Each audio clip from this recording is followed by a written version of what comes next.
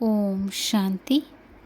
31 मई 1972 बाबा के अव्यक्त मधुर महावाक्य।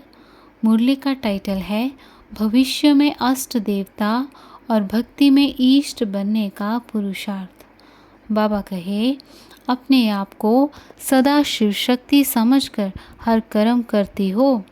अपने अलंकार व अष्टभुजाधारी मूर्त सदा अपने सामने रहती है। अष्टभुजाधारी अर्थात अष्ट शक्तिवान तो सदा अपने अष्ट शक्ति स्वरूप स्पष्ट रूप में दिखाई देते हैं। शक्तियों का गायन है ना, शिवमयी शक्तियाँ, तो शिव बाबा की स्मृति में सदा रहती हो।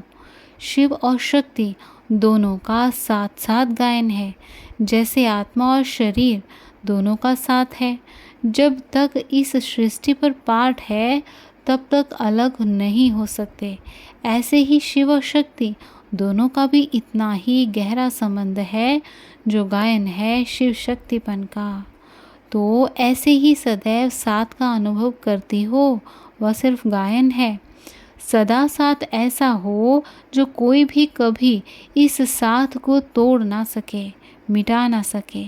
ऐसे अनुभव करते हुए सदा शिवमयी शक्ति स्वरूप में स्थित होकर चलो तो कभी भी दोनों की लगन में माया विघ्न डाल नहीं सकती। कहावत भी है, 2 10 के बराबर होते हैं। तो जब शिव और शक्ति दोनों का साथ हो गया तो ऐसी शक्ति के आगे कोई कुछ कर सकता है? इन डबल शक्तियों के आगे और कोई भी शक्ति अपना वार नहीं कर सकती, वह हार खिला नहीं सकती। अगर हार होती है, वह माया का वार होता है, तो क्या उस समय शिव शक्ति स्वरूप में स्थित हो? अपने अष्ट शक्ति संपन्न संपूर्ण स्वरूप में स्थित हो। अष्ट शक्तियों में से अगर कोई भी एक शक्ति की कमी है तो अष्टभुजाधारी शक्तियों का जो गायन है वह हो सकता है।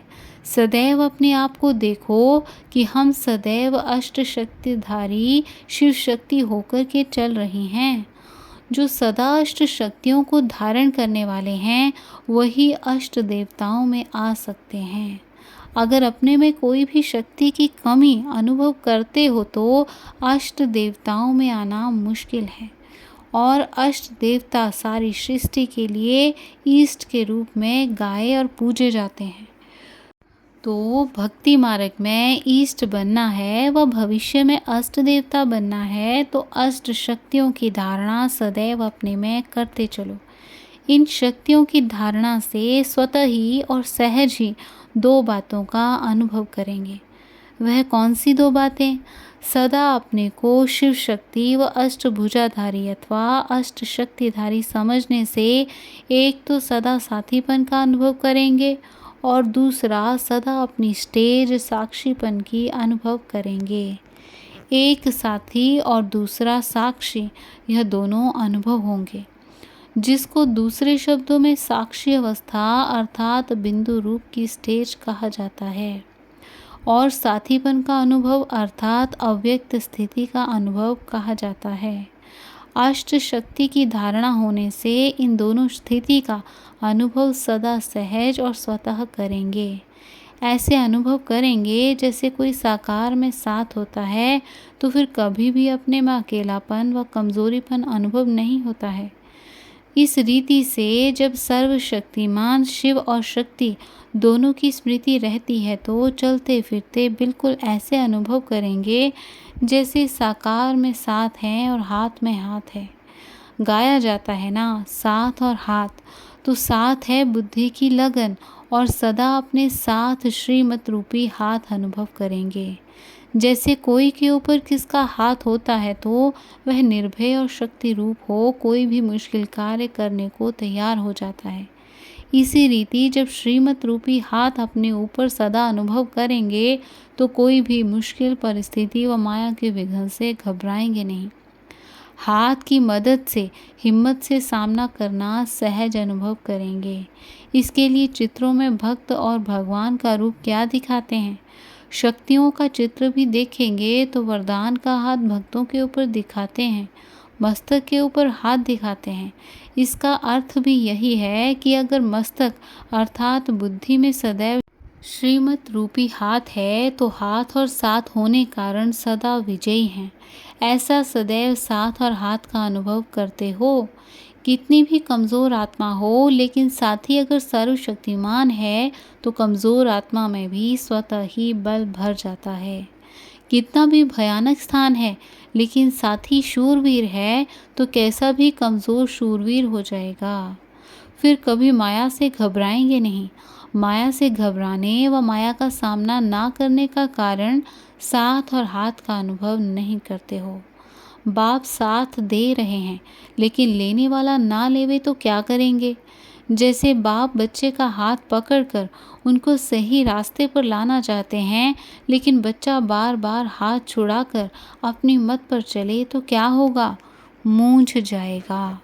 इस रीति एक तो बुद्धि के संग और साथ को भूल जाते हो और श्रीमत रूपी हाथ को छोड़ देते हो, तब मूंझते हो व उलझन में आते हो अथवा कमज़ोर बन जाते हो। माया भी बड़ी चतुर है। कभी भी वार करने के लिए पहले साथ और हाथ छुड़ाकर अकेला बनाती है। जब अकेले कमज़ोर पड़ जाते हो तब माया वार करती है। वैसे भी अगर कोई दुश्मन किसी के ऊपर वार करता है तो पहले उनको संग और साथ से छुड़ाते हैं। कोई ना कोई युक्ति से उनको अकेला बनाकर फिर वार करते हैं, तो माया भी पहले साथ और हाथ छुड़ाकर फिर वार करेगी। अगर साथ और हाथ छोड़ो नहीं तो फिर सर्वशक्तिवान साथ होते माया क्या कर सकती है। माया जीत हो जाएंगे। तो साथ और हाथ को कभी नहीं छोड़ो। ऐसे सदा मास्टर सर्वशक्तिवान बन करके चलो। भक्ति में भी पुकारते हैं ना, एक बार हाथ पकड़ लो।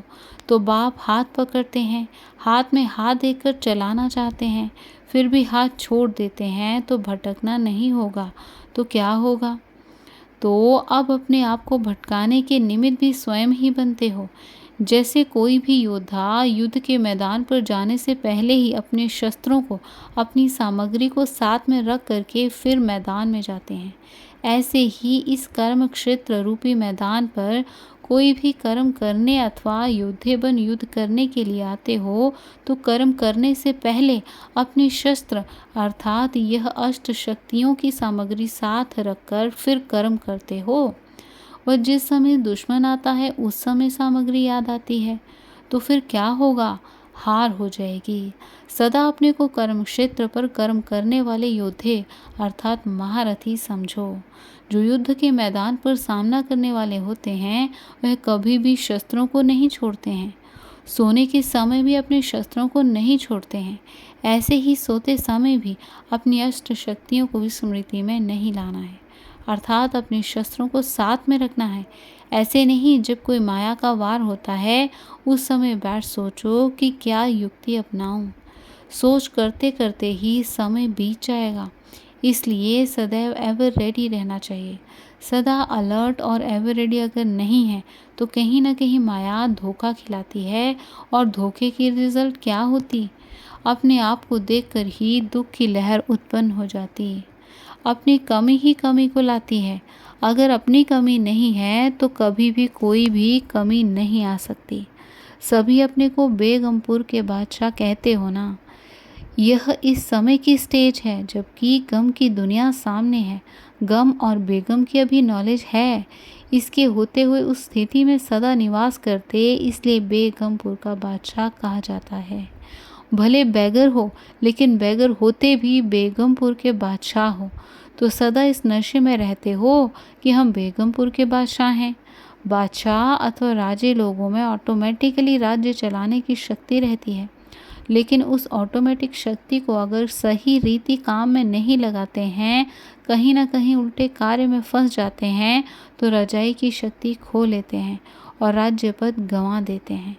ऐसे ही यहाँ भी तुम हो बेगमपुर के बादशाह और सर्व शक्तियों की प्राप्ति है, लेकिन अगर कोई न कोई संग दोष व माया कोई कर्मेंद्रिय के वशीभूत हो, अपनी शक्ति खो लेते हो, तो जो बेगमपुर का नशा व खुशी प्राप्त है वह स्वतः ही खो जाती है। जैसे वह बादशाह भी कंगाल बन जाते हैं, वैसे ही यहाँ भी माया के अधीन होने के कारण मोहताज कंगाल बन जाते हैं। तब तो कहते हैं क्या करें, कैसे होगा, कब होगा।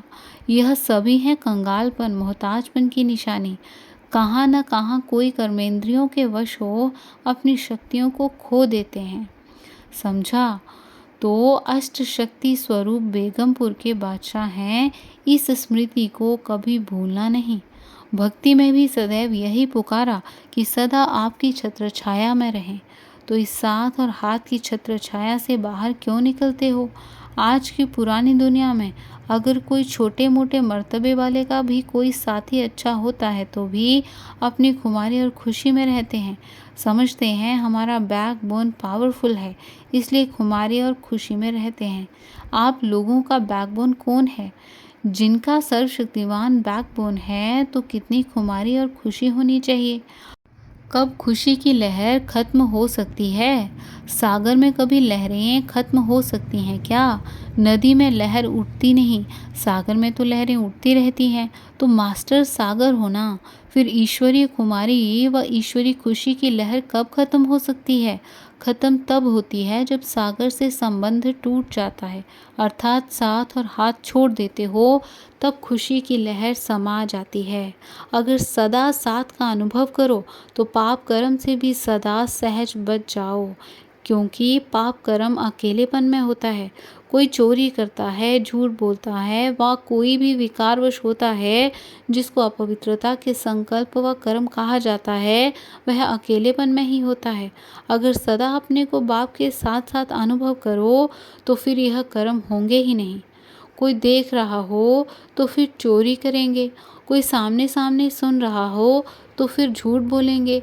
कोई भी विकर्म व व्यर्थ कर्म बार बार हो जाते हैं तो इसका कारण यह है कि सदा साथी को साथ में नहीं रखते हो अथवा साथ का अनुभव नहीं करते हो। कभी कभी चलते चलते उदास भी क्यों होते हो? उदास तब होते हैं जब अकेलापन होता है। अगर संगठन हो और संगठन की प्राप्ति हो तो उदास होंगे क्या? अगर सर्वशक्तिवान बाप साथ है, बीज साथ है, तो बीज के साथ सारा वृक्ष साथ है, फिर उदास अवस्था कैसे होगी? अकेलापन ही नहीं तो उदास क्यों होंगे? कभी कभी माया के विघ्नों का वार होने के कारण, अपने को निर्बल अनुभव करने के कारण परेशान स्टेज पर पहुंच जाते हो।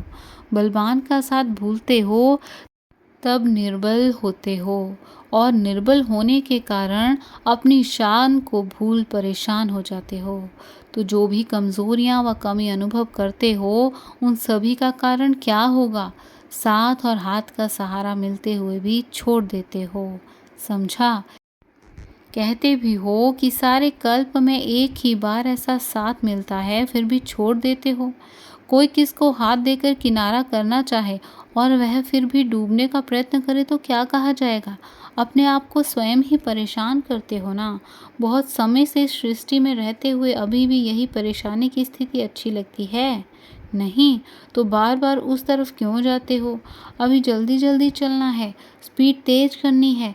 सार को अपने में समा लिया तो सार युक्त हो जाएंगे और असार संसार से बेहद के वैरागी बन जाएंगे। अच्छा, सदा साथ और हाथ लेने वाले बेगमपुर के बादशाहों को नमस्ते। अच्छा, ओम शांति।